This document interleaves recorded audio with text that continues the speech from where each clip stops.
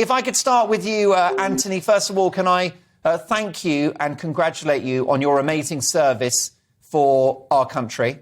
And can I ask you whether you think it wouldn't be a bad idea for youngsters to spend a year getting some self-discipline, learning teamwork, and perhaps improving their life chances? I think fundamentally, the argument is that if this is enforced upon a young person who is already, resisting against the norms of society, then the reality is that is military service the right type of action to for that individual?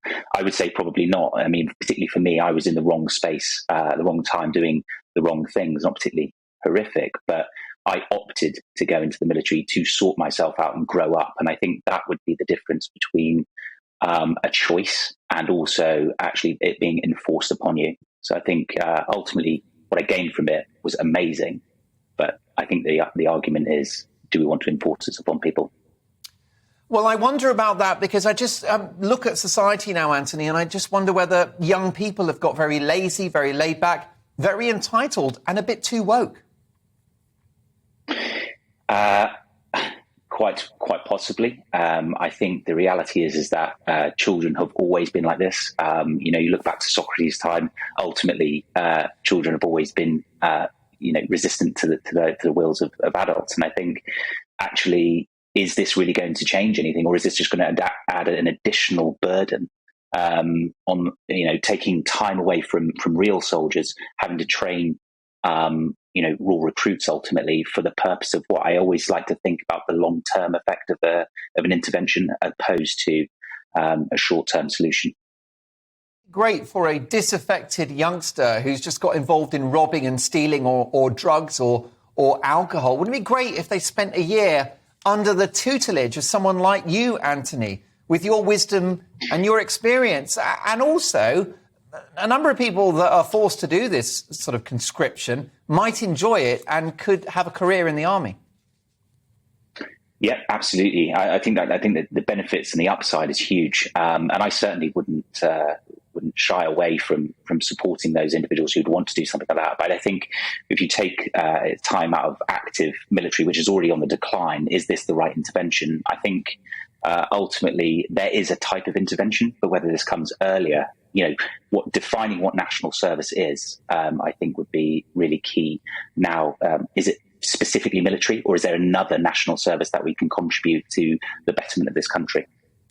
Peter Tatchell, great to have you back on the programme. I think you'll agree with me that the people of Ukraine are heroic at the moment as they fight the tyranny of Putin. However, don't we need in this country more of a mindset where we need to think about, the boundaries of our nation and national security? And wouldn't a year of military training inculcate a generation of young Brits into making sure that we stay safe? Well, of course, I totally agree that President Putin is a grave threat and he must be resisted. But I would just question whether 1 year's military service would be sufficient to train young people to the quality required to defeat the Russian Spetsnaz and their other specialist units. I just think it would be going through the motions, but you wouldn't actually get very many highly qualified, highly trained recruits. Plus, it would cost a lot of money. Just think of the money it would cost to train all these young people. Can we really afford it at this stage to take away money from the NHS and other vital public services to fund this? Having said all that, I'm a kind of outdoors guy. I like sports. I like the outdoors. I like mountain climbing, canoeing, all those kind of things. So there's a part of the army that quite appeals. And many years ago, I did actually volunteer to join the Royal Artillery. I was accepted. They were so impressed when they sent me off on training that I was referred to sort of a recommendation to go to Sandhurst. In the end, I declined, but there was a certain appeal to some aspects of the military life. And but I'm not too sure that my particular enjoyment or interest are those of other young people. And I think we have to be very careful about damning them all as being, what you could describe them, robbers and layabouts and so on. I don't think that's what most young people are. I don't think they need military training. Most of them are getting on with their lives. Many of them are studying and doing jobs at the same time, which is pretty tough and I think pretty commendable. Well, Peter Tatchell, you've been heroic in your life. You're something of a soldier of freedom and of human rights. And we spoke about your Netflix documentary. Your life has been threatened. You are a brave guy, just like Antony opposite you. And of course, I don't wish to slander an entire generation of young people, many of whom I work with. I've even fathered a couple. So, you know, I am optimistic about the next generation. But I just wonder whether some of those valuable life skills, Peter, like discipline, turning up on time, having all of your uniform correctly ironed and in order, presenting yourself properly, posture, how to talk to seniors, hierarchy, rules. Don't you think this is something that young people are sorely missing out on? Well, I think there's undoubtedly some young people may fit into that, but I think it would be very unfair to generalize, as you've sort of done.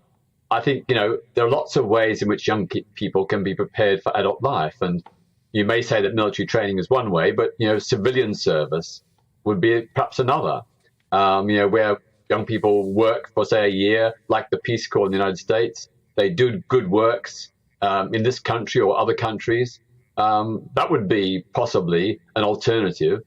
But again, I wouldn't really like to have it forced on people because, as was said, if someone doesn't really want to be a part of it, they're not going to make a good soldier or a good civilian service. I think it would be amazing for youngsters, especially young lads who don't have a male role model. There are so many single-parent families. I'm not saying that's a bad thing, but the evidence is clear that boys need a male role model. They'll get that with a year's military service, a conscription. But final thoughts on this, Antony. What are your concluding remarks? I think realistically there is a significant upside to this type of intervention, and would certainly recommend it. The difficulty is, do you enforce it? And I think that's the question. Is that the right thing to do? Have we not learned from that? And I think there may be an opportunity for the armed forces to offer this wider. I know there's a cadet force, but I think if you can get in the grassroots level within the community and then actually start to encourage these types of values, these types of ethos, these types of beliefs, with the guidance of former military members or indeed acting and serving military members, then this is the right direction, as opposed to a hard line, get them in, sort them out, 1 year in, job done, and then we call it a day. I'm not sure that will have the long-lasting effect that we so think it will. So I think the intervention needs to happen at that grassroots level.